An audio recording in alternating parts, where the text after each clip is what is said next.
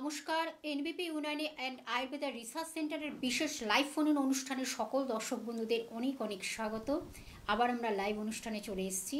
আপনারা তো জানেন লাইভ মানেই সরাসরি ডাক্তারবাবুদের সঙ্গে আপনারা কথা বলতে পারছেন এবং আপনাদের সঙ্গে একটা সুন্দর অ্যাটাচমেন্ট হয়, একটা সুসম্পর্ক তৈরি হয়। অবশ্যই আমরা সেইভাবেই কিন্তু এনবিপি Unani Ayurveda research centre group of doctors এবং এক্সপার্ট ডক্টরদের নিয়েই তাদের পথ চলা এবং ভীষণভাবে তারা সাকসেসফুল। এখন এনবিপি ইউনানি আয়ুর্বেদা রিসার্চ সেন্টার কিন্তু সেইভাবেই আপনাদের বিভিন্ন যে আমাদের ক্রনিক রোগ থেকে শুরু করে বিভিন্ন আমাদের যে ছোট রোগ বলুন, বড় রোগ বলুন, সব কিছু রোগের কিন্তু তারা প্রপার ডায়াগনোসিসের মাধ্যমে প্রপার ট্রিটমেন্ট করে একটা সাকসেসফুল জায়গায় আপনাদেরকে পৌঁছে দেন, সুস্থতার জায়গায় পৌঁছে দেন। কিভাবে সুস্থ সবল সতেজ জীবন ফিরে পাওয়া যায়, আমার মনে হয় আয়ুর্বেদ চিকিৎসার মাধ্যমে সেটাই আপনারা ভীষণভাবে উপকৃত হচ্ছেন। এবং আমাদের প্রত্যেক দিনে বিভিন্ন টপিক থাকে, বিভিন্ন আমাদের অসুস্থতা বা আমাদের বিভিন্ন যে রোগ সংক্রান্ত বিষয়ে আমাদের আলোচনা থাকে, খুব গুরুত্বপূর্ণ আলোচনা থাকে। কিভাবে আমরা যে কোনো রোগ থেকে আমরা উপশম পেয়ে আমরা ভালো থাকবো, সুস্থ থাকবো এবং জীবনটাকে নিশ্চয়ই সুন্দর করে তুলব। তখন যে কোনো রোগ যখন আমাদেরকে অ্যাটাক করে তখন কিন্তু আমরা নানানভাবে হতাশাগ্রস্ত হয়ে যাই এবং ভীষণভাবে একটা ডিপ্রেশনে চলে যাই এবং যন্ত্রণাদায়ক জীবন হয়ে যায়। সেই জায়গা থেকে বেরিয়ে এসে আপনি কিভাবে একটা পার্মানেন্ট সলিউশন পাবেন সেটা নিয়েই আমাদের আজকের আলোচনা চলবে। আমাদের প্রত্যেক দিনই টপিক চলে।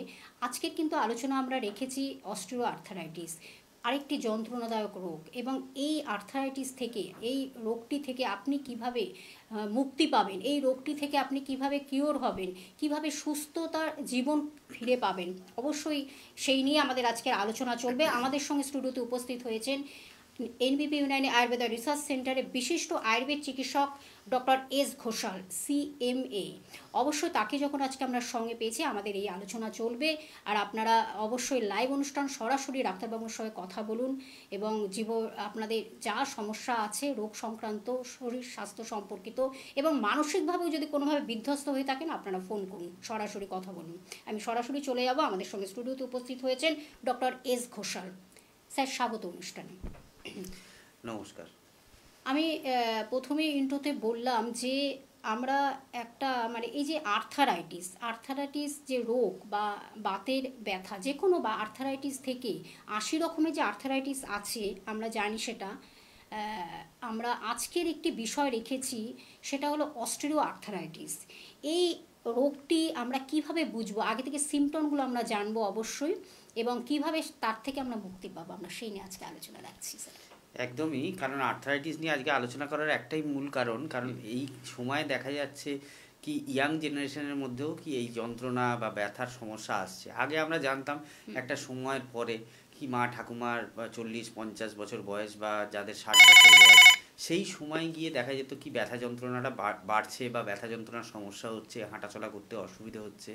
কিন্তু এখনকার সময় দেখা যায় কি ইয়াং জেনারেশনের 25 বছর 26 বছর বয়সে বলছে কোমরে ব্যথা, হাঁটুতে ব্যথা। কি এই ব্যথাগুলো হওয়ার বিভিন্ন ধরনের কারণ রয়েছে এবং সেই কারণগুলোকে আমরা যদি খুঁজে বার করতে পারি বা একটু সচেতন থাকতে পারি তাহলে কিন্তু এই কম বয়স থেকে আর্থ্রাইটিসের সমস্যাটা অনেক পরিমাণে কমে যাবে।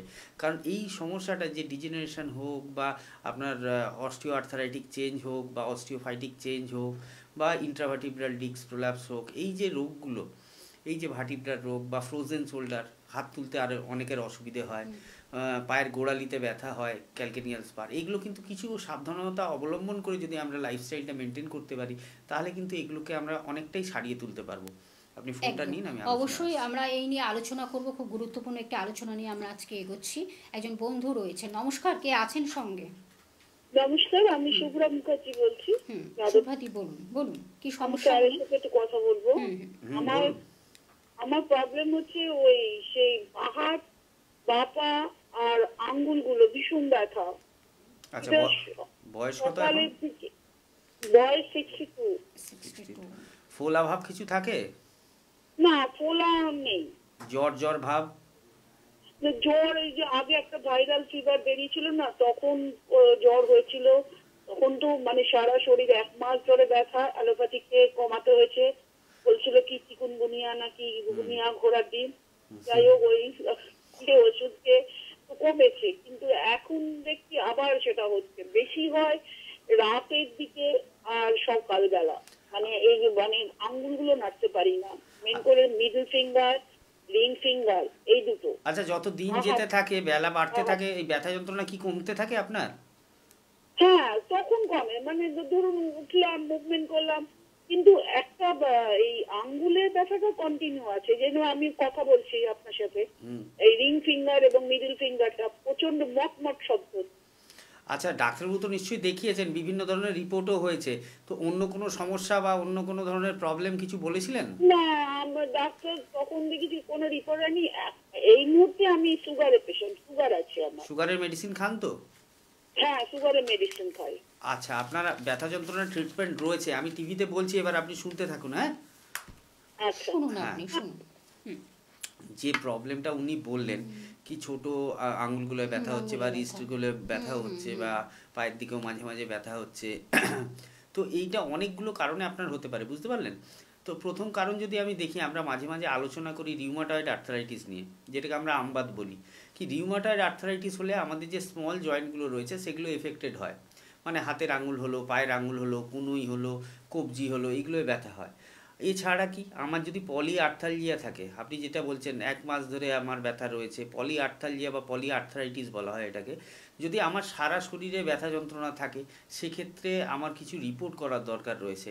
কারণ আপনি ডাক্তারকে দেখিয়েছেন, হয়তো মেডিসিন খেয়েছেন, পার্টিকুলার রোগটা আপনার ঠিক করতে হবে যে আপনার কি রোগ হয়েছে।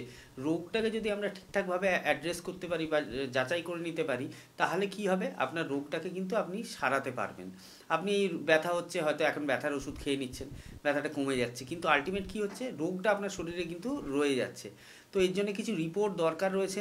আপনি একটা কাজ করুন, যাদবপুর থেকে ফোন করেছিলেন, রোগটাকে ফেলে রাখবেন না।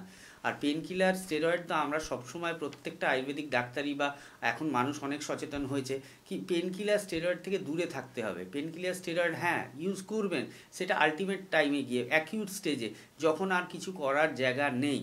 কিন্তু যখন করার জায়গা আছে, আপনাদের মতো যারা পেশেন্ট রয়েছেন, যাদের এটা আসছে যাচ্ছে, ব্যথার ওষুধ খাচ্ছে ঠিক হয়ে যাচ্ছে, এই ধরনের পেশেন্টের ক্ষেত্রে কিন্তু আমরা ব্যথার ওষুধটা বন্ধ করতে বলি। কারণ ব্যথার ওষুধ খেলে লিভারের উপর চাপ পড়বে, কিডনিতে চাপ পড়বে, স্টমাকে গ্যাস্ট্রাইটিস হওয়ার সম্ভাবনা থাকবে, নশিয়া ভমিটিংয়ের প্রবলেম আসতে পারে, বা ঢেকুর দেয় অনেকের ক্ষেত্রে, জিআরডির প্রবলেম, গ্যাস্ট্রোইসোফেজিয়াল রিফ্লেক্স ডিসঅর্ডার যেটাকে বলা হয়। তো এই সমস্যাগুলো আসবে। যাদবপুর থেকে ফোন করেছেন, আপনি একবার আমায় ল্যান্সডাউন চেম্বারে দেখিয়ে নিন। প্রত্যেক বৃহস্পতি এবং মঙ্গলবার করে আমাদের ল্যান্সডাউন চেম্বার হয়। হেল্পলাইন নাম্বার দেখুন যাচ্ছে নিচে দুটো, একটা লাস্টে 27, একটা 37 আছে। যে কোনো একটা নাম্বারে ফোন করে আপনি একটু সময় বের করে, পরের সপ্তাহে হোক, এ সপ্তাহে হোক বা তার পরের সপ্তাহে হোক, একবার যোগাযোগ করুন। আয়ুর্বেদিক মেডিসিন খুব ভালো রয়েছে এই রোগের জন্য। এবং তার সাথে সাথে আমি কি বললাম, রিপোর্ট কিছু আপনার করাতে লাগবে, সেই রিপোর্টগুলো আমি লিখে দেবো, রিপোর্টগুলো করিয়ে আমায় দেখাবেন, ট্রিটমেন্ট করান। আমি আশা করছি আপনি যেভাবে বললেন বা যে অবস্থায় এখন আছেন, 3 থেকে 4 মাসের মধ্যে আপনি আরাম পেয়ে যাবেন। ভবিষ্যতে কখনো আর এই ব্যথাটা ফিরে আসবে না। অবশ্যই। আমরা কিন্তু যে আলোচনাটা আছে খুব একটি গুরুত্বপূর্ণ আলোচনা, যেটা হলো খুব যন্ত্রণাদায়ক জীবন, খুব ব্যথা, খুব বেদনা নিয়েই কিন্তু আমাদের চলতে হয়। যদি আমাদের এই যে শরীরের মধ্যে কোনোভাবে আমাদের ব্যথা সৃষ্টি হয়, এই যে একটা শীতের প্রকোপ, ভীষণ একটা শীতের আমেজ যাকে বলে উইন্টার সিজন, একদম আমাদের ভরা শীত, এই সময়টা কি এই যে আর্থারাইটিসের প্রবণতাগুলো অনেকটাই বৃদ্ধি পায়? হ্যাঁ, আগে আর্থারাইটিসটা নিয়ে আমি বলে নিই একটু, তারপর আমি বলবো। শীতকালে অনেকের ক্ষেত্রে বাড়ে এই ব্যথা, ব্যথা হ্যাঁ। যন্ত্রণা। আমরা বলি গরম জলে চান করতে বা গরম জল খেতে। তো মেন কথা হচ্ছে, আমি যে আর্থারাইটিস নিয়ে আলোচনা করব, সেটা হচ্ছে আজকে আমার হচ্ছে অস্টিও আর্থারাইটিস নি জয়েন্ট। অস্টিও আর্থারাইটিস আমাদের অনেক জায়গায় হতে পারে, হিপ জয়েন্টে হতে পারে, লাম্বার জয়েন্টে হতে পারে। মানে হাড়ে যদি কোনো ইনফ্লামেশন বা ডিজেনারেশন থাকে, ডিজেনারেশন থাকলে তবেই ইনফ্লামেশন আসবে, তখনই সেটাকে অস্টিও আর্থারাইটিস বলা হবে। এবং সেটা কি স্পেসিফিক কিছু জায়গার জন্য আলাদা। হিপ জয়েন্টের আর্থারাইটিস, অস্টিও আর্থারাইটিস নি জয়েন্ট, যদি হাঁটুতে সে আর্থারাইটিস হয় সেটাকে অস্টিও আর্থারাইটিস নি জয়েন্ট বলা হয়। তো আজকে আমার মেন আলোচনা হচ্ছে হাঁটু ব্যথা নিয়ে। হাঁটু ব্যথা কি হচ্ছে, আমরা জানি হাঁটু ব্যথা হলে কি কি কারণে হয়। হাঁটু ব্যথা যদি কারুর ওভারওয়েট হয়, আপনারা শুনে থাকবেন, যদি ওজন কারুর বেশি হয়। কারণ কেন, আমার সারা শরীরের ওজনটা দুটো জয়েন্ট আমাদের ক্যারি করে, একটা হচ্ছে আমাদের কোমরের হিপ জয়েন্ট, আর একটা হচ্ছে আমাদের নি জয়েন্ট। এই দুটোর উপর যখন চাপ পড়ছে, হাড়গুলো পাশাপাশি চলে আসছে, আর এদের মধ্যে এক ধরনের ফ্লুইড থাকে, সাইনোভিয়াল ফ্লুইড হাঁটুতে, সেই জিনিসটা কমতে থাকে, হাড়গুলো পরস্পর কাছাকাছি এসে ঘষা লাগে। যখনই ঘষাটা লাগছে, হাঁটা চলার সময় হোক, দৌড়ানোর সময় হোক, যখনই ঘষাটা লাগছে, তখনই কি হচ্ছে, আপনি দুটো পাথর যখন ঘষবেন, দেখবেন পাথরে ক্ষয়ও হবে, পাথরটা গরমও হয়ে যাবে এই জায়গাটা। এই জিনিসটাই হচ্ছে ইনফ্লামেশন, যেটাকে অস্টিওআর্থ্রাইটিস বলা হচ্ছে। আপনার হাড়ে হাড়ে যখন ঘষা লাগবে হাড়গুলো ক্ষইতে শুরু করবে, আর যখন হাড়গুলো ক্ষয়ে যাবে, যেটাকে ডিজেনারেটিভ চেঞ্জ বলা হয় বা ডিজেনারেশন বলা হয় হাড়ের, তখনই কিন্তু ওই জায়গাটা হচ্ছে ইনফ্লামেশন এসে যাবে। অনেকের ক্ষেত্রে বলা হয় কি আমার হচ্ছে আপনার হাঁটুতে যে ফোলা ভাবটা আছে ফুলে কেন যায়, ইনফ্লামেশনের 5টা কারণ রয়েছে। সেই পাঁচটা হচ্ছে আপনার লক্ষণ রয়েছে, একটা ক্যালর রয়েছে, একটা রুবার রয়েছে, একটা ডলার রয়েছে, ফাংশিওলাসা রয়েছে। এই 5টা মানেটা কি, যে জায়গাটায় আমাদের ইনফ্লামেশন হবে, আপনি যদি কাউকে ছড়ি দিয়ে হাতে মারেন, দেখবেন লাঠি দিয়ে কাউকে হাতে মারলেন, সেই জায়গাটা দেখবেন ফুলে যাবে, লাল হয়ে যাবে, সাময়িকভাবে অবশ হয়ে যাবে। এই যে লক্ষণগুলো, এই লক্ষণগুলো কিন্তু ইনফ্লামেশনের লক্ষণ। সেই রকমই হাঁটু ব্যথার ক্ষেত্রে ইনফ্লামেশন যখন হয়, অনেকে বলে না আমার হাঁটুটা ফুলে গেছে, অনেকে আবার ইঞ্জেকশন করে জল বের করে, জলও জমতে পারে।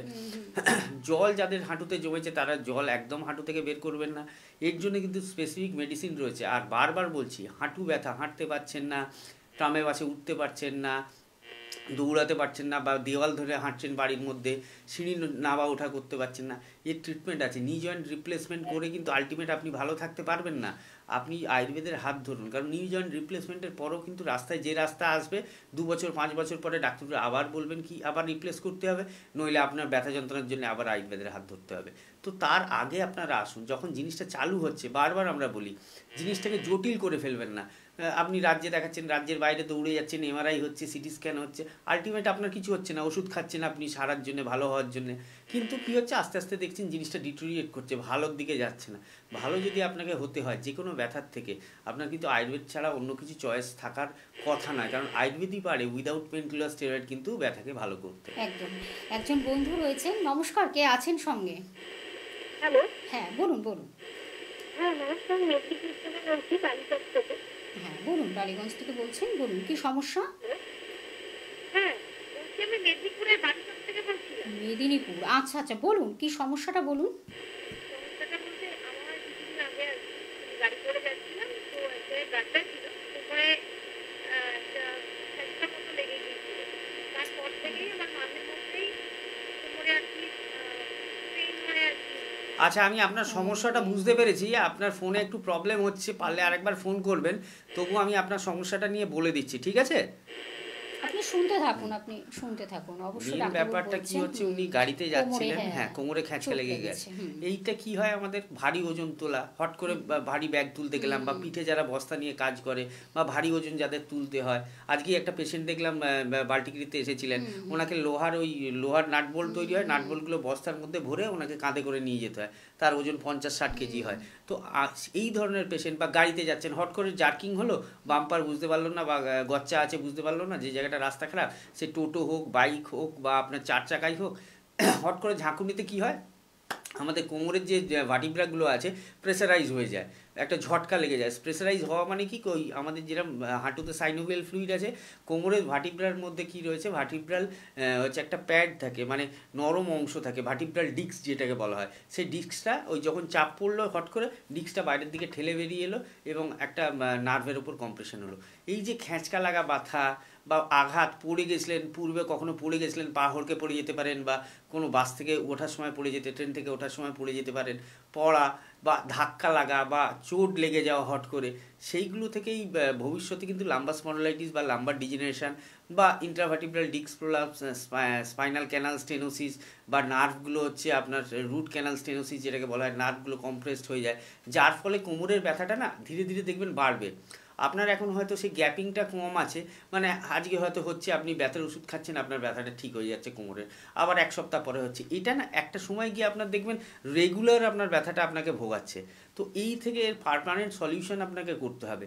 প্রথমত যারা কোমরের ব্যথায় ভুগছেন বা ভোগেন, বা যদি ভবিষ্যতে কখনো কোমরে ব্যথা হয়, চেষ্টা করবেন ভারী ওজন তোলা কম করার, আর কোমর ঝুঁকিয়ে কাজ কম করার।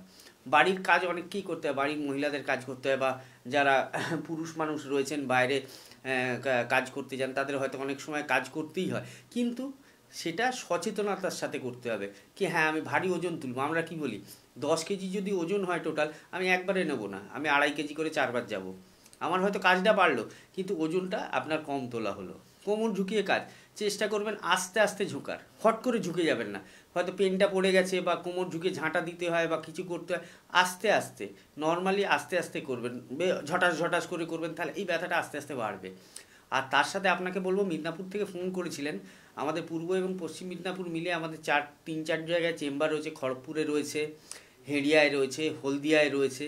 তো আপনার যে চেম্বারটা নিয়ারেস্ট মনে হবে, মেছেদায় রয়েছে, একবার এসে দেখা করুন। স্যার ম্যাডামরা থাকেন ওখানে, একবার এসে দেখা করুন। অবশ্যই আপনার যে সমস্যাটা এতদিন ধরে ভোগাচ্ছে সেটা থেকে কিন্তু আপনি আরাম পাবেন, এবং ভবিষ্যতে এটা বাড়াবাড়ি হবে না, বা এই ব্যথা যন্ত্রণাটা দ্বিতীয়বার ফিরে আসবে না। একদম। আসলে এনবিপি ইউনানি আয়ুর্বেদা রিসার্চ সেন্টার কিন্তু প্রত্যেকটি ডক্টর কিন্তু এতটা রেসপন্সিবল মানুষ, তারা কিন্তু ভীষণভাবে আপনাদের আগে প্রপার ডায়াগনোসিসটা করবেন যে কী সমস্যা আপনার হয়েছে। প্রপার ডায়াগনোসিসের মাধ্যমেই কিন্তু আপনাকে প্রপার ট্রিটমেন্টটা কিন্তু আপনি একদম সুন্দরভাবে পাচ্ছেন। আর আপনারা তো জানেন আয়ুর্বেদ চিকিৎসা এমনই একটি চিকিৎসা পদ্ধতি যার কোনো পার্শ্ব প্রতিক্রিয়া নেই, মানে কি বলবো, তার কোনো সাইড এফেক্ট নেই। তারপরে আপনি আরেকটা জিনিস সবচেয়ে বড় কথা, সেখানে কোনো অপারেশনের ব্যাপার নেই, একদম নো সার্জারি, যেটা আমরা ভয় পাই, ভীতি পাই। যে এই আজকের যেটা নিয়ে আমাদের টপিকটা নিয়ে আলোচনা, অস্টিওআর্থ্রাইটিস, এটার ক্ষেত্রে কিন্তু আমরা ভীষণভাবে শুনি যে নি রিপ্লেসমেন্ট, এই জায়গাটা আমরা কিন্তু অনেক সময় শুনি যে আমরা হাঁটু প্রতিস্থাপন করছি। এটার কতটা মানে ক্ষতিকর সেটা কিন্তু আপনারা যারা করেছেন তারা বুঝতে পারছেন, যে একবার না, দুবার না, তিনবারও কিন্তু আপনাদের সে একই পজিশনে পড়ে রয়েছেন। আয়ুর্বেদ চিকিৎসা কিন্তু সেই কথা বলে না, সেটাই কিন্তু ডাক্তারবাবুর কাছে আমরা মানে সেই প্রশ্ন রাখছি যে আয়ুর্বেদ চিকিৎসার মাধ্যমে আমরা কিন্তু একটা সুন্দর জীবনকে আমরা পেতেই পারি। তার কারণ হাঁটুর ব্যথা বা হাঁটুর যন্ত্রণা এটা কিন্তু মারাত্মক একটা জায়গা তৈরি করে। আমাদের হাঁটা চলা, আমাদের মুভমেন্ট, আমাদের সিঁড়ি দিয়ে ওঠা নামা, যেটা আমাদের পুরো আমাদের বডিটাকে ক্যারি করে, সেই জায়গাটাই যদি কোনোভাবে ক্ষতিগ্রস্ত হয় তাহলে কিন্তু আমরা কিন্তু একদম খুব খারাপ পজিশানে চলে যাই। সেটাই কিন্তু ডাক্তারবাবুর কাছে জিজ্ঞাসা রাখবো। দেখো আপনি কিন্তু সুন্দরভাবে একটা অ্যানালিসিস করে দিচ্ছেন যে হাঁটুর অনেক সময় আমাদের ফুলে যায় বা ব্যথা হয় বা লাল হয়ে যায়, বা এতটা ফুলে যায় যে আমরা অনেক সময় চলাফেরা মুভমেন্টও আমাদের বন্ধ হয়ে যায়, বা চেয়ারে বসা, অনেক সময় কি হয় আমাদের আমরা যদি মানে টয়লেটেও যাই সেখানেও কিন্তু আমাদের একটা প্রবলেম তৈরি হয়, যে হাঁটুর সমস্যা থাকা মানেই কিন্তু খুব সমস্যা। আমরা সেটা নিয়ে একটু রাখবো আলোচনা। একদমই, কারণ আমাদের স্বাভাবিক জীবনে আমাদের অনেক কাজকর্ম করতে স্বাভাবিক হয়। জীবনটাকে হ্যাঁ, একেবারে বিনষ্ট করে দেয় একেবারে। একদম কষ্টদায়ক করে তোলে। ফোনটা নিন, আমি তারপর বলছি। অবশ্যই একজন বন্ধু রয়েছেন। নমস্কার, কে আছেন সঙ্গে? নমস্কার, নমস্কার, আমি হাওড়া থেকে অতনু মুখার্জি বলছি। বলুন অতনুবাবু, কি সমস্যা বলুন। আমি আপনাদের অনুষ্ঠানটা দেখছি হুম, এবং নিয়মিত দেখি, সত্যি ভালো লাগে ডাক্তারবাবুকে। তো আমার একটা সমস্যা আছে, যদি একটু বলেন আর কি। হ্যাঁ বলুন। অ্যাকচুয়ালি মাঝে মধ্যেই না ভীষণ মানে অ্যাসিডিটি প্রবলেম আমি ভীষণ ভুগি আর কি। মানে ধরুন খুব নর্মাল খাবারই, যে সবসময় যে খুব রিচ খাচ্ছি তাও না, কিন্তু তাতেও দেখি অ্যাসিডিটি হয়ে যাচ্ছে আর কি। এটা কতদিন ধরে লক্ষ্য করছেন মোটামুটি? এটা ধরুন হ্যাঁ প্রায় বছর 2-3 তো হবেই। এবারে আমাদের কি হয়, আমরা তো ওই অ্যান্টাসিড খেয়ে সারিয়ে নিই, হুম। কিন্তু পার্মানেন্ট সলিউশন বা যদি কিছু বলেন মানে। আচ্ছা, বয়স কত হলো এখন? আমার এখন নিয়ার অ্যাবাউট 40। Near about 40। খাওয়া দাওয়া মোটামুটি সময় মতো হয়? ওইটা একটু দেরি হয়, আচ্ছা, মানে জল খাবার 12টা আর 3টের সময় লাঞ্চ, বুঝতে আর পেরেছি। 12টায় ডিনার। আচ্ছা, ভালো, খুব ভালো, এটা করে যাচ্ছেন, ভালো, খুব সুন্দর। আর বলছি আপনার বয়স বললেন 40-এর কাছে না? একদম। আচ্ছা, হাওড়ার কোথা থেকে বলছেন? হাওড়া হচ্ছে আপনার এটা ওই সাঁতরাগাছি পড়ে। সাঁতরাগাছি। আছে, ঠিক আছে, আপনি টিভিতে শুনুন, আমি বলছি। হ্যাঁ, মেন সমস্যাটা হচ্ছে আমরা এরকম ফোন অনেক পাই, বা আমরা মাঝে মাঝে এটা নিয়ে আলোচনাও করি, কি ফ্যাটি লিভার, হেপাটোমেগালি, বা অ্যাসিডিটি, ক্রনিক হাইপার অ্যাসিডিটি, বা জিআরডি যেটা বললাম, গ্যাস্ট্রোইসোফেজিয়াল রিফ্লেক্স ডিসঅর্ডার, কি মনে হয় যেন বুকটা জ্বলে যাচ্ছে, গলা বুক জ্বলছে, ঢেকুর দিচ্ছে। হ্যাঁ, এইটা মেনলি আমাদের যে খাবারটা আমরা খাচ্ছি সেটা প্রপারলি হজম হচ্ছে না, পাচন হচ্ছে না, মানে ডাইজেশন হচ্ছে না, যার ফলে এই সমস্যাটা আসছে। এবার এটাকে ঠিক করতে গেলে আমি কি মেনে চললে এটা মোটামুটি ঠিক হতে পারে? কারণ আমি একটু আয়ুর্বেদ মতে বলে দিই। আয়ুর্বেদ মতে আমাদের যেটা হচ্ছে মডার্ন সায়েন্সে বলে হচ্ছে গ্যাস্ট্রিক জুস বা এইচসিএল, যাই হোক, যেটা হচ্ছে আমাদের খাবারটাকে হজম করতে সাহায্য করে। কিন্তু আয়ুর্বেদ মতে কিন্তু এটা বলা হয় অগ্নিবল। অগ্নিবল মানে কি, আমরা যেরকম গ্যাসে রান্না করছি, গ্যাসে আগুন রয়েছে, আগুনের ওপর খাবারটা সেদ্ধ হচ্ছে, বা কাঠের উনুন যদি ধরি, কাঠ দিয়ে আগুন জ্বালাচ্ছি, তারপর খাবারটা সেদ্ধ হচ্ছে, সেই সেদ্ধ খাবারটা যখন আমরা গ্রহণ করছি আমাদের পেটের মধ্যেও আবার দ্বিতীয়বার রান্না হচ্ছে, মানে সেখানেও একটা আগুন রয়েছে। সেই আগুনটাকে আমরা আয়ুর্বেদে অগ্নিবল বলছি। এবং দু ধরনের অগ্নি রয়েছে, একটা পাচকাগ্নি, আর একটা হচ্ছে জঠরাগ্নি। জঠর মানে হচ্ছে আমাদের স্টমাকটা, যেটা শরীরের ভেতরে, সেখানে যে অগ্নিবল বা পাচকাগ্নি, মানে পাচন থেকে পাচক এসছে, পাচকাগ্নি যেটা রয়েছে, এটা খাবারটাকে আমার হজম করতে সাহায্য করছে। যখনই এই অগ্নিবলের তারতম্য হবে, যখনই এই অগ্নিবলের পরিবর্তন হবে, অগ্নিবলের ক্ষমতা কমে যাবে, বা মডার্ন ভাষায় বলতে গেলে আমরা যখন গ্যাস্ট্রিক জুস কম সিক্রেট হবে, বা আমরা যখন এই যে এমটি স্টমাক, আপনি বলছেন খাওয়া দাওয়ার সময় মতো হয় না, যাদের ক্ষেত্রে এমটি স্টমাকে থাকেন তারা কি হয়, এই যে অগ্নিটা রয়েছে বা মডার্ন সায়েন্স মতে গ্যাস্ট্রিক জুস রয়েছে, এরা যখন খাবারটা পাচ্ছে না, এটা তো আগুনটা জ্বলে যাচ্ছে ভেতরে, যখন আপনি দেখবেন আগুনটা জ্বলতে জ্বলতে দেখবেন কড়ার নিচটা কালো হয়ে যায়, কেন কি খাবার নেই, সে কড়াটা তো কালোই হয়ে যাবে। কিন্তু আপনার যে স্টমাকের ওয়ালটা রয়েছে, যেটা আমাশয়, সে তারা খাবারটা না পেয়ে ওই আমাশয়ের মানে আপার লেয়ারটা খেয়ে নিচ্ছে, তখনই হচ্ছে কি হচ্ছে, পেটে ঘা হয়। আমরা বলি না বাংলা ভাষায় পেটে ঘা হচ্ছে, যেটাকে গ্যাস্ট্রাইটিক বা গ্যাস্ট্রাইটিস বলা হয়, বা ডিউরানাইটিস বলা হয়, বা অ্যান্ট্রাল গ্যাস্ট্রাইটিস বলা হয়। কি হচ্ছে, আমাদের ওই খাবারের থলি যেটা রয়েছে, সেই থলির গাগুলো খেয়ে যাচ্ছে ওই গ্যাস্ট্রিক জুসটা, বা আগুনটা যখন খাবার পাচ্ছে না ওই জায়গাটাকে পুড়িয়ে দিচ্ছে। তো এর জন্য আমাদের করতে হবে, কিছুক্ষণ ছাড়া ছাড়া আমাদের খাবারটা খেতে হবে। 1 ঘন্টা ছাড়া দুটো ফল হলো, দুটুকরো, বা দুটো বিস্কুট হলো, বা দুগাল মুড়ি হলো, বা দুটো ছোলা হলো, খাবারটা আমি গ্যাপ দেবো না, অনেকক্ষণ পেটটাও খালি দেবো না, পেটের মধ্যে কিছু না কিছু দেবো যাতে খাবার পায় পেট। পেট খাবার না পেলে আপনার পেটের মধ্যে খাদ্যথলিকেই খেয়ে ফেলবে। এবার কি হলো, গরম খাবার কোনো খাবো না, গরম ডাল, গরম ভাত, গরম জিনিস যদি আমি শরীরে ঢালতে থাকি রোজ একটা জায়গায়, সেই জায়গাটা দেখবেন পুড়ে যাবে। তো গরম খাবার সবসময় জুড়িয়ে খাবেন। যাদের ক্ষেত্রে এই সমস্যা আছে, অন্যরা খেতে পারেন, অসুবিধে নেই, কিন্তু যাদের ক্ষেত্রে এই গ্যাসের প্রবলেম, অ্যাসিডিটির প্রবলেম, বা চোঁয়া ঢেকুর, বা অম্বল, পেটে জ্বালা, পেটে ব্যথা আছে, তারা খাবারটা খাওয়ার সময় খাবারটা জুড়িয়ে খাবেন, মানে ঠান্ডা করে খাবেন। গরম চা খাবেন না, জুড়িয়ে নেবেন। গরম ঢাল, গরম ভাত খাবেন না, জুড়িয়ে খাবেন। কোল্ড ড্রিঙ্কস, আইসক্রিম একদম ছোবেন না, এটা একদম খাওয়া যাবে না। লঙ্কা যতটা পরিমাণ কম খাওয়া যায় চেষ্টা করবেন খাওয়ার, কাঁচা লঙ্কা, তাও শুকনো লঙ্কা খাবার থেকে অ্যাভয়েড করার চেষ্টা করবেন, কাঁচা লঙ্কা যত কম খাওয়া যায় চেষ্টা করবেন সেটা। আর রিচ খাবারটা কম খাবেন, খাবার টাইমটা মেনটেন রাখবেন। এইগুলো করলে দেখবেন অনেকটা অ্যাসিডিটির সমস্যা আপনার ভালো থাকবে। রাত্রিবেলা পারলে 1 গ্লাস উষ্ণ গরম জল আস্তে আস্তে খেয়ে, মানে উষ্ণ গরম জল মানে খুব গরম না, হালকা, সেই গরম জলটা খেয়ে আপনি শোবেন। এবং এরপরে আপনাকে আমি স্পেশালি বলছি, আপনি নিজেই বললেন কি 2-3 বছর ওই গ্যাসের ওষুধ খাওয়া আমার অভ্যেস হয়ে গেছে, এরকম বহু পেশেন্ট রয়েছেন, বহু মানুষ রয়েছেন যারা আজকে আমার প্রোগ্রামটা দেখছেন বা আমাদের প্রোগ্রাম নিয়মিত দেখেন।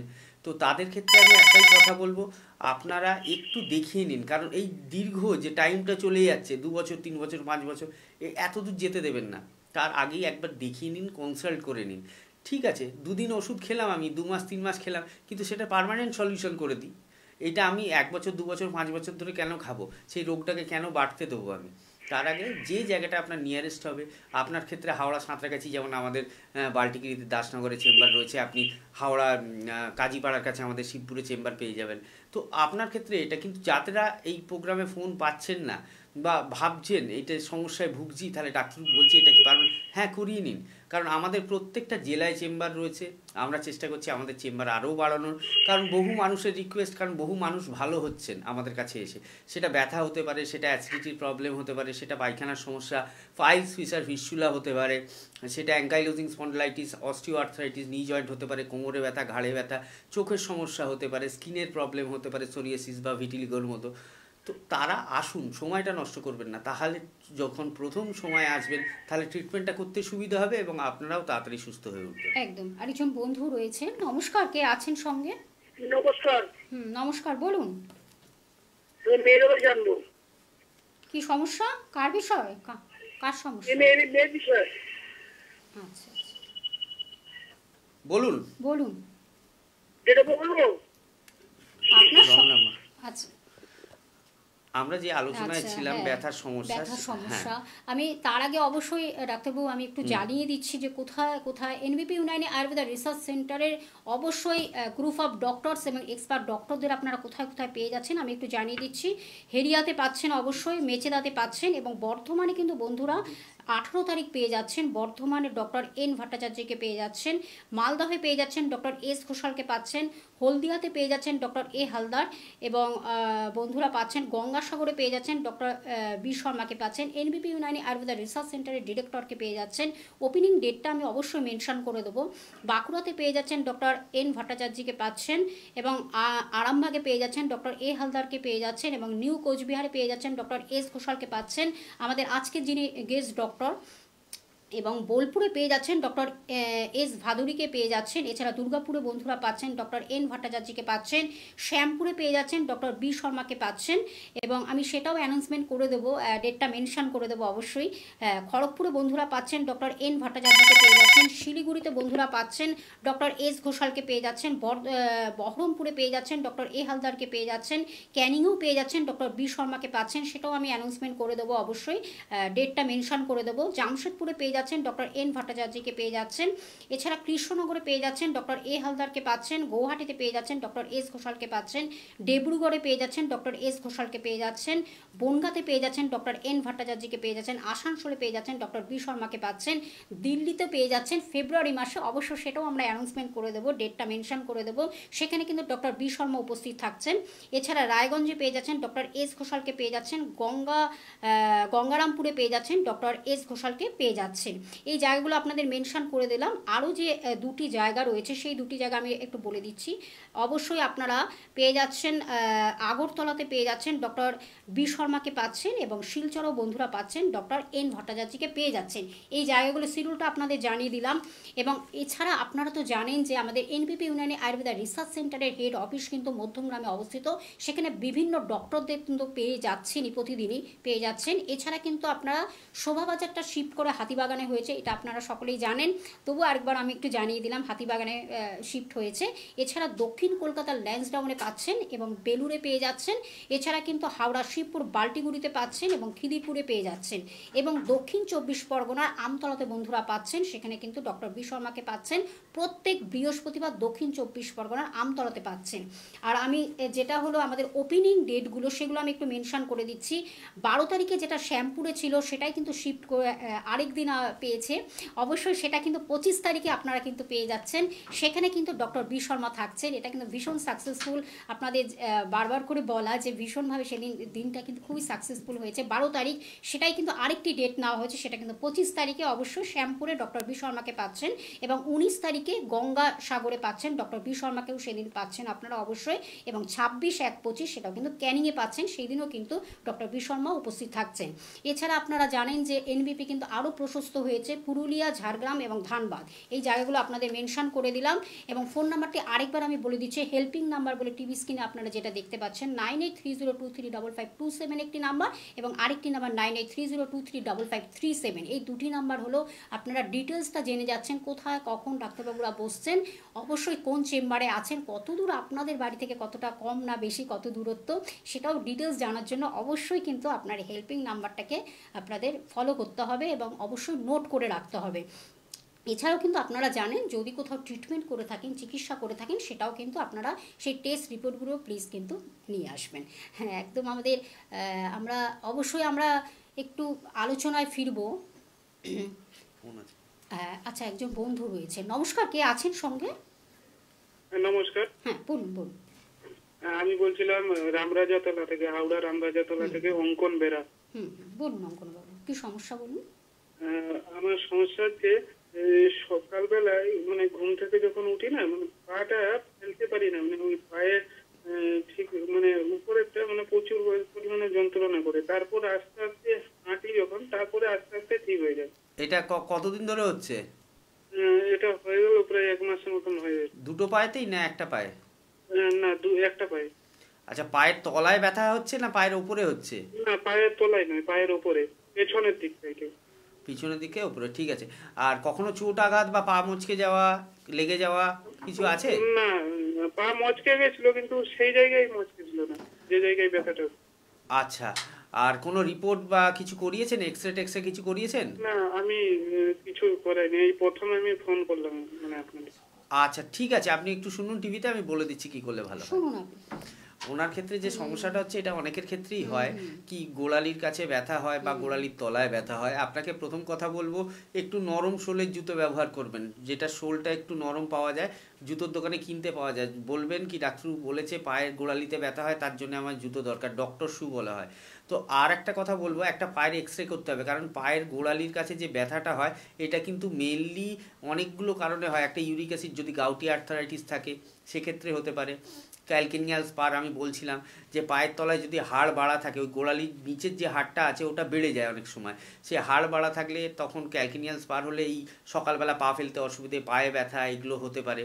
3 নম্বর কি, ওই পিছনের যে রগটা রয়েছে যেটাকে অ্যাকিলিস টেন্ডন বলা হয়, অ্যাকিলিস টেন্ডনে যদি ইনফ্লামেশন হয়, মানে অ্যাকিলিস টেন্ডেনাইটিস যেটাকে বলা হয়, সেক্ষেত্রে আপনার ওই গোড়ালির কাছটা ব্যথা হতে পারে। তো কারণ অনেক রয়েছে, আমাকে দেখে নিতে হবে কী থেকে হচ্ছে। আপাতত নরম সোলের জুতো পরুন, আর রাত্রিবেলা শুতে যাওয়ার সময় একটু উষ্ণ গরম জলে পাটা ডুবিয়ে তারপরে একটু শোবেন। এবং তার সাথে সাথে আমি বলছি আপনি একবার দেখিয়ে নিন, একটু এক্সরে করে ট্রিটমেন্টটা করিয়ে নিন, তাহলে দেখবেন আপনি আরাম পেয়ে যাবেন। আরেকজন বন্ধু রয়েছেন, নমস্কার, কে আছেন সঙ্গে? হ্যালো, হ্যাঁ বলুন। বলছি আমি একটু আমার সম্বন্ধে একটু জানতে চাই। বলুন কি সমস্যাটা আমার বলুন। সমস্যাটা হলো ওই গা হাত মানে কোমর থেকে পা অব্দি ব্যথা আর 2 হাত। আচ্ছা আচ্ছা, আপনার বয়স কত? বয়স 45। আচ্ছা শুনুন ডাক্তারবাবু, আচ্ছা, এটা কতদিন ধরে হচ্ছে? এটা আর একটা সমস্যা আছে যে 2 হাত আমার ঝিমঝিম করে, আমি কোনো কাজ করতে পারি না, মেয়ে আছে মেয়েকে খাওয়াতে পারি না, রাতে ঘুমালে 2 হাত অবশ হয়ে থাকে। বয়স কত? বয়স 45। আচ্ছা, কখনো অপারেশন হয়েছে আপনার? না, মেয়ে সিজারে হয়েছে। আচ্ছা, একটি সন্তান না দুজন? ছেলে আছে, ছেলে নর্মালে প্রথমে, কিন্তু পরে মেয়ে হয়েছে, মেয়ে 14 বছর বয়স হয়েছে, সিজারে হয়েছে। আচ্ছা, কোমরে কখনো আঘাত বা ঘাড়ে কখনো লেগে যাওয়া বা টান ধরা কিছু? না না না, সেটা হয়নি। হাত তুলতে কোনো অসুবিধা হয়? হাত তুলতে তো তেমন, যখন ব্যথাটা বাড়ে তখন একটু তুলতে অসুবিধা হয়, এদিক ওদিক ঘোরাতে। আচ্ছা, কোমরে আর হাতে মেন প্রবলেমটা রয়েছে, তাই তো? হ্যাঁ, 2 হাত আর কোমর থেকে পা অব্দি ব্যথা, আর 2 হাত, এমনি ঘাড়ে টাড়ে ব্যথা নেই। আচ্ছা, কোথা থেকে বলছেন? আর হাতটা ঝিমঝিম করে, খুব অবশ হয়ে থাকে। কোথা থেকে বলছেন? আমি বলছি এই শান্তিপুরের থেকে একটু সাইডে। ঠিক আছে, আপনি টিভিতে শুনুন, আমি বলে দিচ্ছি কি করলে ভালো হয়। টিভিতে শুনুন আপনি। তো মেইন যে সমস্যাটা হয়েছে কোমর থেকে যে পায়ের দিকে ব্যথাটা যাচ্ছে, এটা মেইনলি সায়াটিকা সিনড্রোম বা আয়ুর্বেদে বলা হয় গৃদ্ধসী বাত। সায়াটিকা সিনড্রোম থেকে এই কোমর থেকে পায়ের দিকে ব্যথাটা যেতে পারে, বা লাম্বার স্পন্ডলাইটিস যদি হয় সেক্ষেত্রে হতে পারে, বা ডিজেনারেশন যদি থাকে কোমরে সেক্ষেত্রে হতে পারে। এবং আপনার হাতে যে ব্যথাটা হচ্ছে এটা সম্ভবত ফ্রোজেন শোল্ডার থেকে হচ্ছে। ফ্রোজেন শোল্ডার মানে কি, কাঁধের কাছে এই যে কাঁধের জয়েন্টটা আছে এখান দিয়ে নার্ভ পাস করে, সেই নার্ভটার উপর যখন কম্প্রেশন হয়, মানে নার্ভটা চাপা পড়ে যখন, বাংলা ভাষায় বলতে গেলে, তখন এই হাতে ঝিনঝিন বা হাতে অবশ ভাব বা হাতে ব্যথাটা আসতে পারে। ভারী ওজন তুলবেন না, কাপড় নেগড়াবেন না, যদি নেগড়ানো আসতে নেগড়াবেন, ভারী ওজন বলতে বালতি টালতি এগুলো সাবধানে তুলবেন। আর কোমর ঝুঁকিয়ে কাজ কম করবেন, শক্ত জায়গায় একদম বসবেন না, কোমরের জন্য বলে দিলাম, শক্ত জায়গায় বসবেন না, কোমর ঝুঁকিয়ে কাজ করবেন না, ভারী ওজন তুলবেন না, কাপড় নেগড়াবেন না, এইটা একটু মেনটেন করুন। আর ব্যথার ওষুধ আপনি বেশি খাবেন না, একটু চেষ্টা করুন আয়ুর্বেদিক ট্রিটমেন্ট করার, আয়ুর্বেদের হাত ধরার। কারণ এই যে সমস্যাটা হচ্ছে এটা যত বয়স বাড়বে, এখন 45 বছর বয়স আপনার, আজকের পর 55-60 বছর বয়সে তখন দেখবেন এই ব্যথাটা আরও প্রচণ্ড বেড়ে যাবে। তখন ট্রিটমেন্ট করার থেকে এখন করে নেওয়া ভালো। আমি বারবার একটা কথা প্রত্যেকটা পেশেন্টের ক্ষেত্রেই বলি, যখন নতুন শুরু হচ্ছে জিনিসটা তখনই তার ট্রিটমেন্ট করুন। তখনই যদি তার ট্রিটমেন্ট করেন তাহলে কিন্তু আপনি ভালো তাড়াতাড়ি হয়ে যাবেন। শান্তিপুর থেকে ফোন করেছিলেন, আমাদের কৃষ্ণনগরের চেম্বার আছে, প্রত্যেক 15 দিন ছাড়া ছাড়া কৃষ্ণনগরে থাকি আমরা। নিচে দেখুন 2টো হেল্পলাইন নাম্বার যাচ্ছে, যেগুলো একটা নোট করে একটু দেখিয়ে নিন কৃষ্ণনগর চেম্বারে, অবশ্যই দেখবেন আপনি ভালো থাকবেন। একদম। আমরা একটু দেখে নেব এনবিপি ইউনানি অ্যান্ড আয়ুর্বেদা রিসার্চ সেন্টারে যারা এসেছেন, কাছের বন্ধু দূরের বন্ধু, যারা এসে এতটা উপকৃত পেয়েছেন, উপকার পেয়েছেন, গ্রুপ অফ ডক্টরস এবং তাদের এক্সপার্ট ডক্টরদের দ্বারা তারা কতটা চিকিৎসার, কতটা রোগমুক্ত জীবন ফিরে পেয়েছেন, তারই কিছু ক্লিপিংস আপনাদের কাছে আমরা তুলে ধরছি। অবশ্যই তাদের বক্তব্যগুলো শুনুন, কতটা তারা আনন্দিত, কতটা উচ্ছ্বসিত, কতটা নির্মল হাসি। আসুন আমরা সেটা দেখে নিই, তারপরে অবশ্যই আবার আমরা ফিরে আসবো আলোচনায়।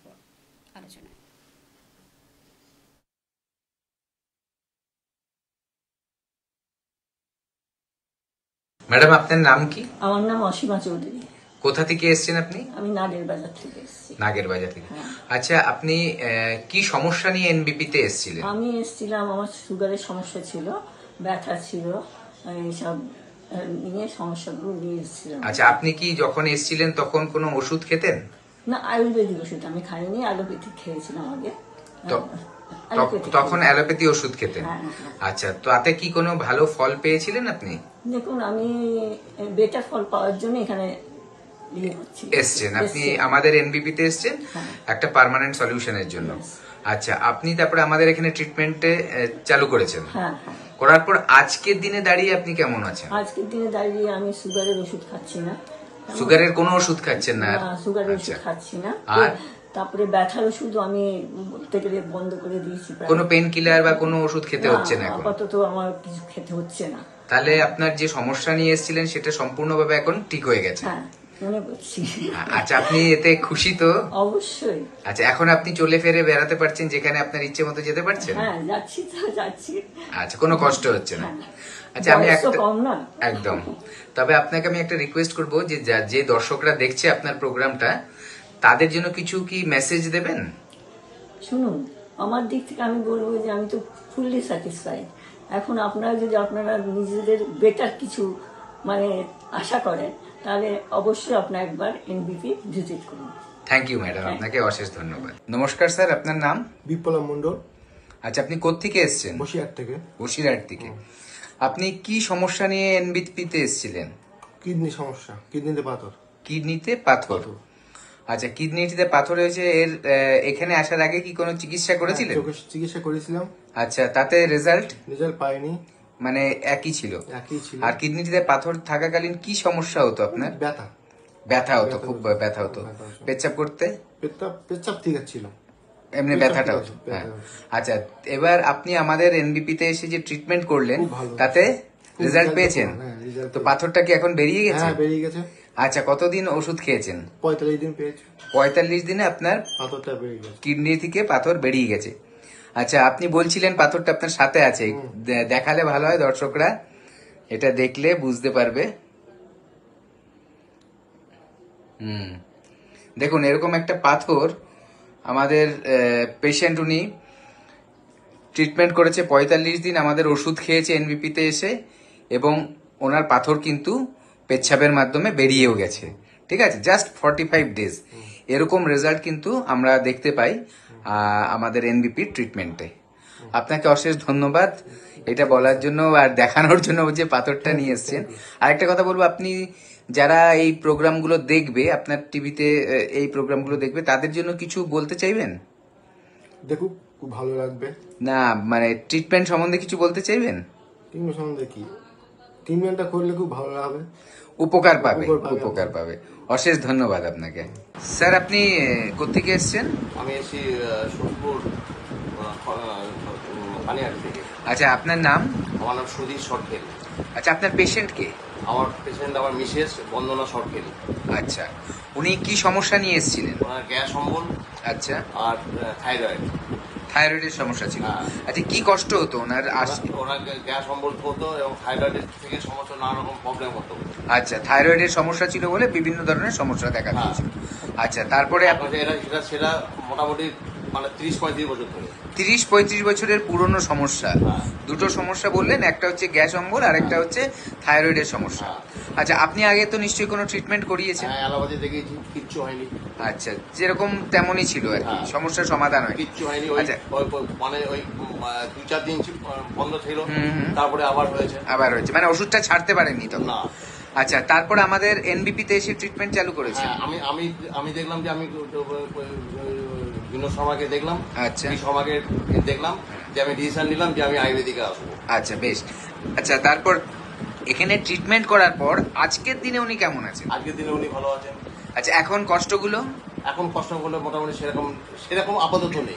গ্যাস অম্বল সব ঠিক হয়ে গেছে? ঠিক আছে, আজ ওটার জন্য একটু গ্যাসটার জন্য ট্যাবলেট খাচ্ছে। হ্যাঁ, কিন্তু আগের থেকে ভালো আছে। আচ্ছা, আর যেটা থাইরয়েডের সমস্যাটা ছিল সেটা আপাতত ভালো আছে। বাহ।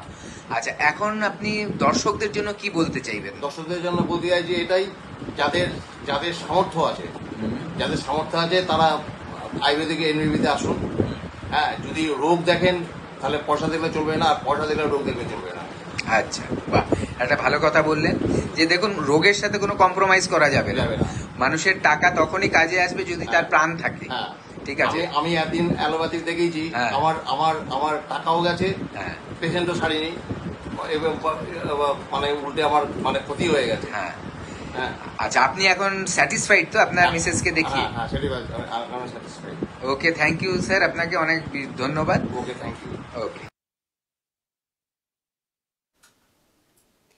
হ্যাঁ, আপনারা অবশ্যই দেখলেন যে আমরা যেই ক্লিপিংসগুলো আপনাদের কাছে তুলে ধরলাম এবং তারা কতটা আনন্দিত, কতটা আবেগপ্রবণ, কতটা প্রাণবন্ত হয়ে কিন্তু তারা সেই বক্তব্যগুলো আপনাদের কাছে পৌঁছে দিচ্ছেন যে কতটা তারা ভালো আছেন, সুস্থ আছেন, সবল আছেন, সতেজ আছেন। সত্যিই তাই।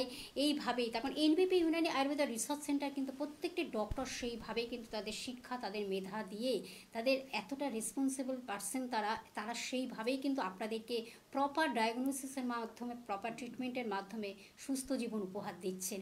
সত্যি তাই। আজকেও কিন্তু আমাদের সেইভাবে আলোচনা চলছে অস্টিও আর্থারাইটিস, যেটি কিন্তু খুবই বেদনাদায়ক, খুবই এটা কি বলবো, যন্ত্রণাদায়ক, একবারে পেনফুল লাইফ। কিন্তু সেই পেনফুল থেকে কীভাবে পেনলেস লাইফে আসবেন সেটাই কিন্তু আমাদের আজকে আলোচনা চলছে। আমাদের সঙ্গে উপস্থিত আছেন বিশিষ্ট আয়ুর্বেদ চিকিৎসক ডক্টর এস ঘোষাল।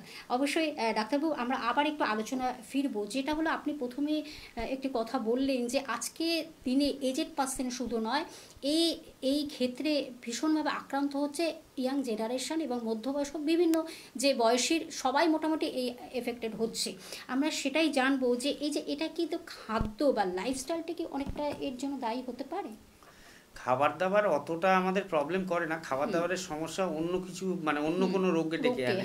কিন্তু তবুও আমরা কিছু খাবার বারণ করি, কি ঠান্ডা খাবার খাবেন না, বা ঠান্ডা লাগাবেন না, বা ঠান্ডা জলে চান করবেন না। এবার খাবার দাবারের মধ্যে আমরা আয়ুর্বেদিক মেডিসিনের সাথে টক জিনিসটা খেতে বারণ করি। কিন্তু এবার যাদের সুগার রয়েছে, অনেকে বলেন টক দই খাওয়া যাবে না। হ্যাঁ, টক দই খাওয়া যাবে, বাড়িতে বাটা টক দই আমরা খেতে বলি, বাইরের টক দই কম খেতে বলি। এবং এর সাথে সাথে আমাদের, আপনি যে প্রশ্নটা খাবারের করলেন, আহার বিহার বলে আমাদের একটা চ্যাপ্টার রয়েছে, পথ্য অপত্য যেটাকে বলা হয় আয়ুর্বেদে। তো সেখানে কিছু কিছু খাবার বাদ রয়েছে, যেমন কুমড়ো, পুঁই শাক, ফুলকপি, বাঁধাকপি, যাতে না বাড়ে। এবং যখন মেডিসিন খাচ্ছেন তখন তো আপনি ঠিক থাকছেন, কিন্তু মেডিসিন আমরা তো একটা সার্টেন স্টেজে গিয়ে বন্ধ করে দেবো কিছুদিন চলার পরে। তখন কিভাবে ভালো থাকবেন, তখন আমরা কিছু খাবার দাবার রেস্ট্রিকশন করে দিই, কিছু খাবার দাবার অ্যাড করে দিই, কি এই খাবারগুলো খাবেন, তাহলে আপনার আর কোনোদিন ব্যথা হবে না। তখন আমরা যখন ট্রিটমেন্টটা স্টপ করবো, সেটা 4 মাস বা 6 মাস বা 8 মাস পরে, তখন সেটা আমরা বলে দিই। একদম। আমরা অবশ্য আবার আলোচনায় ফিরবো, তার আগে একজন বন্ধু রয়েছে। নমস্কার, কে আছেন সঙ্গে? হ্যালো। হ্যাঁ, হ্যালো। বলুন বলুন বলুন বলুন, ডাক্তারবাবুর সঙ্গে কথা বলুন সরাসরি। হ্যাঁ, বলুন, কি সমস্যা? কি সমস্যাটা বলুন। বলছি আমার সকালে যে খাবারটা খাই, এটা ওই দুপুরের দিকে ঠিক হজম হয় না, পেটে কেমন একটু থেকে যায়। দুপুরের যেটা খাই সেটা সন্ধ্যের পরে হজম হয়, এই 7টার পরে। আচ্ছা, বয়স কত এখন? 55। কতদিন ধরে হচ্ছে এটা? মাস 6-7 মাস ধরে। আচ্ছা, এটা আগে কখনো হয়েছে? না, এর আগে হয়নি। এমনি আমার গ্যাসের দোষ আছে। কোথা থেকে বলছেন আপনি? রানাঘাট থেকে। রানাঘাট থেকে। এর জন্য কিছু ওষুধ খেয়েছেন বা কোনো ডাক্তারকে দেখিয়েছেন? না, এমনি বাজার থেকে অ্যান্টাসিড কিনে খেয়েছি, এসিলক এইসব। নাম বলার দরকার নেই। আর পায়খানা পরিষ্কার হয়? পায়খানা মোটামুটি পরিষ্কার হয়। পেটে কোনো ব্যথা রয়েছে? না, এমনি ব্যথা না, পেটটা কেমন যেন ট্যাপ হয়ে থাকে। নেশা কিছু রয়েছে? নেশা ওই সপ্তাহে 2-1 দিন একটু করি। আচ্ছা, ঠিক আছে, আপনি টিভিতে শুনতে থাকুন, আমি বলে দিচ্ছি কি করলে ভালো হয়। শুনুন আপনি। এই যে পেট ভার হয়ে থাকা, খাবার হজম হচ্ছে না, আমরা বলি আমরা যে মিলটা নিয়ে, আমাদের দুটোতে হেভি মিল, একটা দুপুরবেলা একটা রাত্রিবেলা, এটা হজম হতে 3 ঘন্টা থেকে 3.5 ঘন্টা লাগে টোটালটা হজম হতে। আমরা জেনে থাকবো কি আমাদের ফাস্টিং এবং পিপি সুগার করা হয়, তো পিপিটা যখন খাওয়ার পরেরটা বলা হয়, সেটা বলা হয় 2 ঘন্টা পর নেওয়ার জন্য। তখন মোটামুটি খাবারটা হজম হয়ে যায় এবং 3-3.5 ঘন্টার মধ্যে সবটাই হজম হয়ে যায়। তো আপনার ক্ষেত্রে যেটা হচ্ছে, আমি একটু আগে আরেকটা পেশেন্ট ফোন করেছিলেন এই সমস্যা নিয়ে।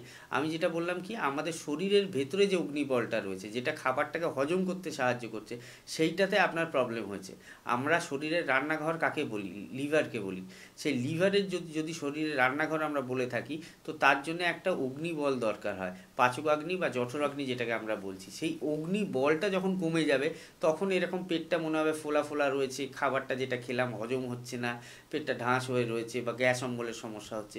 আর আপনি কি করছেন, আপনার মতো বহু পেশেন্টই এই একই কাজ করছে, কি বাইরে থেকে গিয়ে গ্যাসের ওষুধ খেয়ে ওই সমস্যাটাকে ধামা চাপা দিয়ে রাখছে, সেটাকে কিন্তু সারাচ্ছে না। এই যে ধামা চাপা দিতে থাকছেন, 1 বছর হবে, 2 বছর হবে, 5 বছর হবে, এর আগের পেশেন্টই বললেন 2 বছর ধরে হচ্ছে, এটা একটা সময় গিয়ে না দেখবেন আর গ্যাসের ওষুধ খেয়েও কোনো কাজ হচ্ছে না, বরং আপনি অন্য রোগ বাঁধিয়ে ফেলবেন, এখান থেকে গ্যাস্ট্রাইটিস, কোলাইটিস এই ধরনের সমস্যা চলে আসবে। তো সেই জায়গাটা কেন তৈরি করছেন? বারবার একটা কথাই আমরা বলছি সচেতনতা হিসেবে, সেই জায়গাটা তৈরি করবেন না। আর একটা কথা আপনাকে বলে দেবো, রানাঘাট থেকে ফোন করেছিলেন, আমাদের কৃষ্ণনগরে চেম্বার রয়েছে, আপনি একটু কৃষ্ণনগর চেম্বারে আমাদের সাথে যোগাযোগ করে নিন। দেখুন নিচে 2টো হেল্পলাইন নাম্বার যাচ্ছে, যে কোনো একটা নাম্বারে নোট করে নিয়ে একটু কন্ট্যাক্ট করে নিন, দেখবেন কিছুদিনের মধ্যেই আপনার যে সমস্যাটা রয়েছে একদম সম্পূর্ণ ঠিক হয়ে যাবে, ভবিষ্যতে এই সমস্যা থেকে আপনাকে আর ভুগতে হবে না। ডাক্তারবাবু, যেটা আমাদের আলোচনা তো চলছে অস্টিও আর্থ্রাইটিস, আমরা একটু জেনে নেব যে পঞ্চকর্ম থেরাপি এনবিপি ইউনানি আয়ুর্বেদা রিসার্চ সেন্টারে কিন্তু একটি বিশেষত্ব, আমরা সেই বিষয়ে একটু জেনে নেব। পঞ্চকর্ম থেরাপিটা বহু জায়গাতেই হয়, কলকাতার মধ্যে হয়, কলকাতার বাইরেও হয়। কলকাতায় অনেক লিডিং আয়ুর্বেদিক চেন রয়েছে যেগুলো পঞ্চকর্ম থেরাপি করছে, কিন্তু আমি সবসময় বলি এনবিপি তাদের মধ্যে কিন্তু ওয়ান অফ দেম। এনবিপিতে যে পঞ্চকর্মটা হচ্ছে সেটা কিন্তু টোটাল প্রসিডিওর মেনে হচ্ছে, টোটাল যে আমাদের শাস্ত্রে বলে দেওয়া হয়েছে কি পঞ্চকর্ম করতে গেলে কি কি করতে হয়, সেগুলো টোটালটা মেনে কিন্তু আমরা পঞ্চকর্মটা করছি। স্নেহন, সেদন, পূর্বকর্মের মধ্যে, তারপর আপনার প্রধান কর্ম বা পঞ্চকর্ম যেটা বলা হচ্ছে বমন বিরেচন, বস্তি শিরে বিরেচন, নক্ষ এবং সুশ্রুতমতে রক্তমুক্ষণ, এবং তার সঙ্গে সঙ্গে যে খাবার উপাচার। আমরা দেখেছি সার্জারির পর আমাদের কিন্তু সলিড ফুড দেয় না। কেন দেয় না সার্জারির পর সলিড ফুড? কারণ আমাদের ইন্টাস্টিনে যেটা পেরিস্টলটিক মুভমেন্ট হয়, আমরা মাঝে মাঝে আওয়াজ শুনতে পাই পেটের মধ্যে গুড়গুড় করছে, গুড়গুড় আওয়াজটা হচ্ছে পেরিস্টলটিক মুভমেন্ট, যেটা কিনা খাবারটাকে হজম করতে সাহায্য করে। শরীরের ওপর দিয়ে যে কোনো ভারী ক্রিয়া হলে, এই ধরনের পঞ্চকর্ম হলো বা সার্জারি হলো, পেরিস্টলটিক মুভমেন্টটা একদম কমে যায়। এবং কি অপারেশনের ক্ষেত্রে অ্যানাস্থেসিয়া দেওয়া হয়, সেক্ষেত্রে যেমন আমার শরীরের অঙ্গটা অবশ হয়ে যায়, সেরকম আমার ইন্টাস্টিনটাও অবশ হয়ে যায়, ইন্টাস্টিনাল মুভমেন্টটাও একদম নর্মাল, একদম কমে একদম বিলো হয়ে যায়। সেখানে আমি যখন খাবার খাবো, আমার পেট দিয়ে নাড়িভুড়ির মধ্যে দিয়ে খাবারটা খাবারটা যাবে না, আটকে থাকবে। ওই জন্য কী করা হয়, প্রথম দিকে স্যালাইন দেওয়া হয় এবং ফ্লুইড চালানো হয়, তারপরে 1 দিন 2 দিন পরে আস্তে আস্তে তরল খাবার দেওয়া হয়, তারপরে শক্ত খাবার দেওয়া হয়। সেই রকম সেম পঞ্চকর্মর ক্ষেত্রেও কিন্তু সেম। আমরা যে পঞ্চকর্ম পেশেন্টরা, আমরা কিন্তু গলা ভাত খেতে দিই বা আপনার ঘি খেতে দিই, তো সেইগুলো হচ্ছে কি আপনার পেরিস্টালটিক মুভমেন্টটা ঠিক নেই বলে আমরা দিচ্ছি, কারণ এই সময় আপনার পঞ্চকর্মটা হচ্ছে। এই যে টোটাল প্রসিডিওর, পঞ্চকর্ম, পূর্বকর্ম, পশ্চাৎকর্ম, এই যে টোটাল জিনিসটা, এটা কিন্তু আপনারা এনবিপিতে পাবেন। আর এইটা যখন মেনে করা হবে, এটা জেনে করা হবে, যিনি করছেন তিনি যখন এই বিষয়ে পারদর্শী হবেন, তখন কিন্তু আপনারা রেজাল্টটা অনেক ভালো পাবেন। কারণ পঞ্চকর্ম এমন একটা প্রক্রিয়া যেটা কিনা একটা যেমন অসুস্থ লোকের ক্ষেত্রে লাগে, একটা সুস্থ লোকের ক্ষেত্রেও লাগে। আজকে আমার ভালো লাগে আয়ুর্বেদের ওপর মানুষ সচেতন হয়েছেন। আমি রিসেন্ট দেখলাম 3-4টে চেম্বারে গেলাম, আমি শিলিগুড়ি চেম্বারে গেলাম, শ্যামপুরে গেলাম, বাল্টিগিরি হোক বা ল্যান্সডাউন হোক, আমি যে সমস্ত চেম্বারে যাচ্ছি পেশেন্টরা আসছে তাদের রোগ নেই, তারা শুধু কিন্তু পঞ্চকর্মটা নিতে আসছে, কি ডাক্তারবাবু আমি পঞ্চকর্ম করাবো 15 দিন বা 20 দিন, আপনি আমায় বলে দিন। এবং এরকমও পেশেন্ট আমরা পাচ্ছি কি যারা বছরে 2বার করছেন পঞ্চকর্ম আমাদের কাছে, অনলি পঞ্চকর্ম, তারা কিন্তু কোনো রুগী নয়, তারা সেই ব্যাপারটা অ্যাওয়ার হয়েছে। আগে মানুষ চলে যেত কেরালায় বা সাউথের দিকে আয়ুর্বেদিক ট্রিটমেন্ট নিতে, এখন মানুষ বুঝেছে কি হ্যাঁ আয়ুর্বেদের মধ্যে একটা ক্ষমতা রয়েছে যেটা কিনা একটা মানুষের শরীরকে মানে স্বাভাবিক রাখতে পারে। সেই জন্য পঞ্চকর্মটা একটা সুস্থ ব্যক্তিরও দরকার, কারণ সুস্থ ব্যক্তির হচ্ছে শরীরটাকে ভালো রাখার জন্য। কারণ আমরা দিনের পর দিন ধুলোবালিতে ঘুরে বেড়াচ্ছি, আমরা টেম্পারেচার চেঞ্জ হচ্ছে, কখনো গরম কখনো ঠান্ডা, বা ক্লাইমেট চেঞ্জ হচ্ছে, এক জায়গা থেকে এক জায়গায় জার্নি করছি। বহু পেশেন্ট এরকম রয়েছেন কর্মসূত্রে বাইরে যেতে হয়, আবার বাড়িতে ফিরে আসতে হয়, জল একই ইউজ হচ্ছে না, কোথাও মালদার জল এক ধরনের, গুয়াহাটির জল এক ধরনের, আবার কলকাতার জল এক ধরনের, যে খাচ্ছি জলটা বা খাবারটা খাচ্ছি সব খাবারের কোয়ালিটি আলাদা। এটা আমাদের শরীরের ওপর চাপ পড়ছে, শরীরে নোংরা জমছে, সেই নোংরাটাকে বের করে দিতে হবে। এটাকে ডিটক্সিফাইং প্রসিডিওর বলা হয়, শরীরকে শোধন করার প্রসিডিওর। এটা যদি একটা সুস্থ লোক রেগুলার বছরে 1বার বা 2বার নেয়, তার কিন্তু তার সুস্থতাটা বজায় থাকবে। এবং তার পাশাপাশি যারা অসুস্থ রয়েছেন, যারা রোগে ভুগছেন, তারা যদি এই প্রক্রিয়াটা নেন, অবশ্যই আপনারা ভালো থাকবেন এবং ইমপ্রুভমেন্ট পাবেন। একদম, আমরা আরো এই বিষয়ে জানবো। একজন বন্ধু রয়েছে, নমস্কার, কে আছেন সঙ্গে?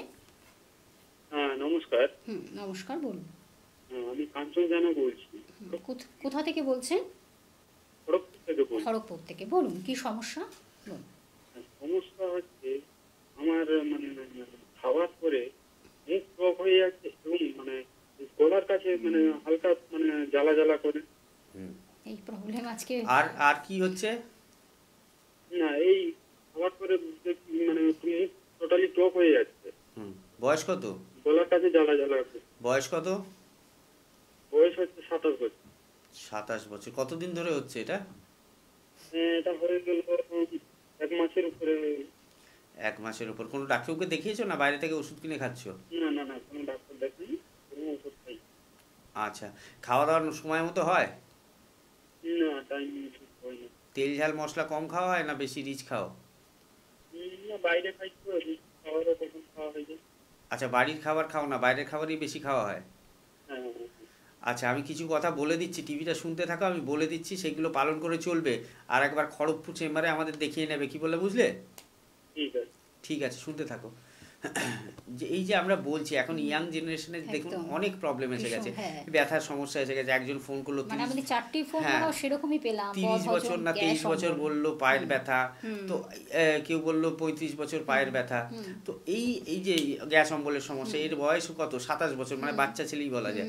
তো তার ক্ষেত্রে এই ধরনের গ্যাস অম্বলের সমস্যা হচ্ছে কি, আমি বারবার এই প্রোগ্রামে 3-4টে ফোন এলো, আপনি যেরকম বললেন 3-4টে ফোনের মধ্যে গ্যাস, অ্যাসিডিটি, জিআরডি মানে গ্যাস্ট্রোএসোফেজিয়াল রিফ্লেক্স ডিসঅর্ডার, বা এই যে গলা বুক জ্বালা, খাবার হজম হচ্ছে না, মুখটা টক হয়ে আছে, কি করে হবে ঠিক? খাওয়া দাওয়াটা সময় মতো করতে হবে, এবং কর্মসূত্রে অনেক কিছু প্রবলেম থাকে, কিন্তু তার মধ্যে দুটো বিস্কুট, দুটো ছোলা খাওয়ার সময় তো যেখানে হোক দেবে, বা এই দুটো ফল, একটা ফল কেটে নিয়ে গেলেন, দুটুকরো খাওয়াতে কতক্ষণ সময় লাগে? 30 সেকেন্ড লাগে। সেটা পেটটা খালি রাখবেন না। আপনার ক্ষেত্রে বলছি, যারা ফোন করেছিলেন তাদের ক্ষেত্রে বলছি, যারা ফোনে পাচ্ছেন না বা যারা এই ধরনের সমস্যায় ভুগছেন তাদের জন্য বলছি, পেট কখনো খালি রাখবেন না। 1 ঘন্টা ছাড়া ছাড়া কিছু না কিছু খাবেন, তেল ঝাল মশলা কম খাবেন, বা চেষ্টা করবেন হচ্ছে গরম জিনিস না খাওয়ার, গরম চা, গরম দুধ, গরম ভাত, গরম ডাল জুড়িয়ে খাবেন। ঠান্ডার মধ্যে কোল্ড ড্রিঙ্কস এবং আইসক্রিমটা খাবেন না। এই খাওয়া দাওয়াগুলো মেনটেন করুন, দেখবেন। এবং পাতলা ঝোল ভাত খাওয়ার চেষ্টা করবেন বেশিরভাগ, যখন এই সমস্যাটা হচ্ছে। সমস্যাটা সেরে গেলে আস্তে আস্তে খাওয়াটা যেরকম নর্মাল করছিলেন সেরকম করবেন। এবং তার সাথে আমি বলছি, এই ব্যথা হোক বা আপনার এই গ্যাস অম্বলের সমস্যা বা ফ্যাটি লিভার বা অন্যান্য যে কোনো সমস্যা, একবার আয়ুর্বেদের হাত ধরুন, আয়ুর্বেদে ট্রিটমেন্ট করুন, অবশ্যই ভালো থাকবেন। আর তোমার ক্ষেত্রে আমি বলবো, হেল্পলাইন নাম্বার যাচ্ছে দেখো নিচে দুটো, একটা লাস্টে 27 আছে, একটা 37 আছে, যে কোনো একটা নাম্বার নোট করে নাও। একটু খড়গপুরে আমাদের চেম্বারে দেখিয়ে নাও, খড়গপুরে ডক্টর ভট্টাচার্য ম্যাডাম থাকেন, ওনাকে দেখিয়ে নাও। অবশ্যই দেখবে খুব তাড়াতাড়ি 1 থেকে 2 মাসের মধ্যে তোমার সমস্যাটা চলে যাবে। ভবিষ্যতে এই সমস্যা থেকে তোমাকে আর ভুগতে হবে না। আসলে আয়ুর্বেদ চিকিৎসা এমন একটি চিকিৎসা পদ্ধতি যাকে বলে একেবারে প্রাকৃতিক উপায়, যেটাকে বলে ন্যাচারাল ওয়েতে কিন্তু আপনি কিন্তু সুন্দর একটি জীবন ফিরে পাচ্ছেন। সেখানে একেবারে যাকে বলে ভেষজ গুণ সমৃদ্ধ, একেবারে ভেষজ গুণ, মানে কি বলবো, কোনো আর্টিফিশিয়াল কিছু নেই। আয়ুর্বেদ চিকিৎসা এমন একটি চিকিৎসা পদ্ধতি যার কোনো সাইড এফেক্ট নেই, আপনাদের সেটা বারবার করে বলা, যার কোনো বিনা অপারেশন ছাড়াই আপনি কিন্তু সুস্থ জীবন লিড করতে পারছেন। এছাড়া কোনো কেমিক্যালসের ব্যাপার নেই, একদম ন্যাচারাল ওয়েতে আপনি কিন্তু একটি সুস্থ জীবনকে উপহার পাচ্ছেন। অবশ্যই কিন্তু আপনাকে সেই জায়গাটাকে বেছে নিতে হবে, কোন চিকিৎসা আপনি একেবারে সুস্থ জীবন সারা জীবনের জন্য পাবেন। তার জন্য কিন্তু অবশ্যই আপনাদের 2টি নাম্বার রাখতে হবে, নোট করে রাখতে হবে, হেল্পিং নাম্বার। এবং যদি সমস্যা, অবশ্যই আপনারা কিন্তু একটু যোগাযোগ করবেন হেল্পিং নাম্বারের মাধ্যমে। আপনি ডিটেলসটা জেনে নেবেন, কোথায় আপনার চেম্বার, কোথায় কখন ডাক্তারবাবুদের পাচ্ছেন, আপনার কাছে কতটা আছে, আপনার বাড়ির কাছে কোথায় সেন্টারগুলো রয়েছে, চেম্বারগুলো রয়েছে, সেগুলো জানার জন্য 2টি নাম্বার কিন্তু আপনাদের হেল্পিং নাম্বার বলে লেখা রয়েছে। আমি একটু বলে দিচ্ছি, 9830235527 একটি নাম্বার, আরেকটি নাম্বার 9830235537।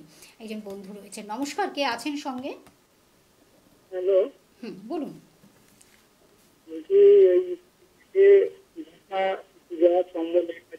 কোথা থেকে বলছেন আপনি? আমি দেউলটি থেকে বলছি। আচ্ছা, বলুন, বয়স কত? আমার বয়স এখন 52। আচ্ছা, শুনুন ডাক্তারবাবু। দেউলটির কোথা থেকে বলছেন?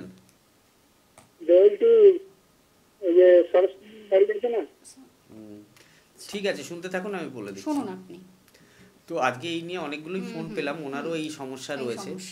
খাওয়া দাওয়াটা একটু মেনটেন করবেন, তেল ঝাল মশলা কম খাবেন, বারবার বলছি। খাবার মধ্যে গরম খাবার খাবেন না, গরম দুধ হলো, গরম ডাল হলো, গরম ভাত হলো, সবসময় জুড়িয়ে খাবেন।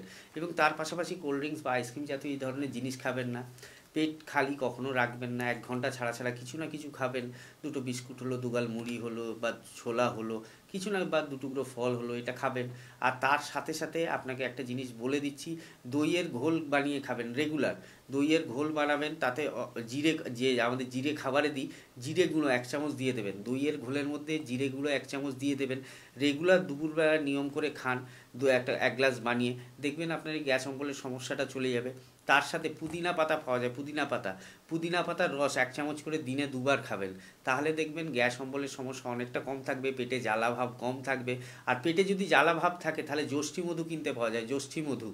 সেই যষ্ঠী মধুটাকে মিক্সির মধ্যে ছোট ছোট করে কেটে নেবেন, যেরকম আদা কাটা হয় সরু সরু করে, দিয়ে মিক্সির মধ্যে ডাস্ট করে নেবেন। রেগুলার 2 চামচ করে যষ্ঠী মধুর চূর্ণটা খাবেন জল দিয়ে, দেখবেন আপনার গলা বুক জ্বালা, গ্যাসের সমস্যা বা পেটে জ্বালা ভাব আগের থেকে অনেক কমে যাবে। এবং তার সাথে সাথে সেই নিয়মগুলো পালন করবেন যেগুলো আমি বলে দিলাম, খাওয়া দাওয়ার নিয়ম বা হচ্ছে পেট খালি না রাখার নিয়ম, এটা করলেই দেখবেন অনেক সমস্যা থেকে আপনি বেরিয়ে আসতে পারবেন। একদম। একজন বন্ধু রয়েছেন। হ্যালো, বলুন বলুন বলুন বলুন, কোথা থেকে বলছেন? আমি উড়ামা থেকে বলছি। বলুন, কি সমস্যাটা বলুন।